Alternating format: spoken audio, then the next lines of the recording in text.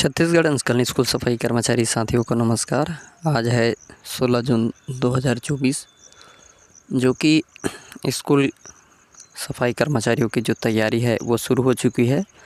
कि जो नया शिक्षा सत्र है 2024-25 की वो है चालू होने वाली है और इसमें छत्तीसगढ़ के समस्त अंशकालीन स्कूल सफाई कर्मचारी अपने स्कूलों की साफ़ सफाई,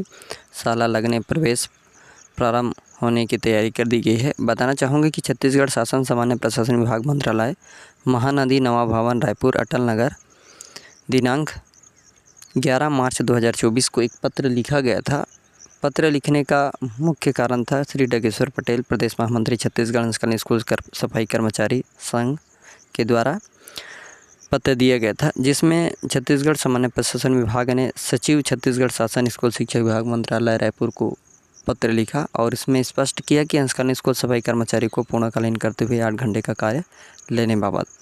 अब स्कूल सफाई कर्मचारियों का नया शिक्षा सत्र फिर चालू होने वाला है और अभी तक कर्मचारी की जो मांग है वो केवल कागजी कार्रवाई में समाप्त हो जाती है।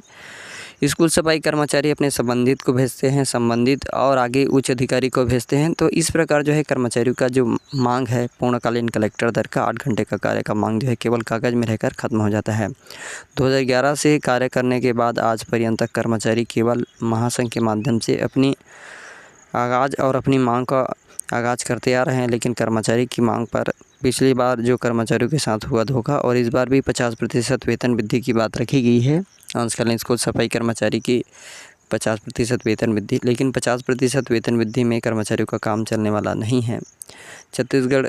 मुख्यमंत्री शायद सरकार द्वारा जब मुख्यमंत्री का शपथ ग्रहण किया, जब स्कूल सफाई कर्मचारियों का बुलावा हुआ, उसमें कर्मचारी की मांगों पर मुख्यमंत्री शाह जी ने मुलाकात किया और मुलाकात पर स्पष्ट कहा था कि स्कूल सफाई कर्मचारी की वेतन सबसे कम है और इतने कम वेतन में कैसे कोई अपने घर का जीवन यापन कर सकता है। इस बात पर छत्तीसगढ़ मुख्यमंत्री सरकार ने भी अमल किया था, लेकिन वो केवल वहाँ तक सीमित रहा। लेकिन अभी भी वर्तमान में इस बात से अवगत है कि फिर नया शिक्षा सत्र चालू होने वाला है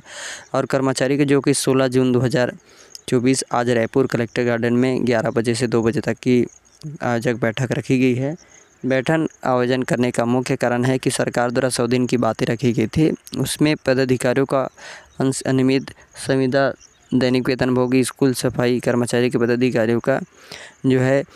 छत्तीसगढ़ सरकार द्वारा जो बनाई गई कमेटी है उसमें सदस्य के रूप में शामिल करने की बात कही गई थी। उसके संबंध में एक और बड़ा आज बैठक होने वाला है, जिसमें छत्तीसगढ़ के समस्त विभाग के कर्मचारी पदाधिकारीगण आएंगे, शामिल होंगे और 100 दिन के भीतर मांग पूरा करने के संबंध में बहुत ही बड़ा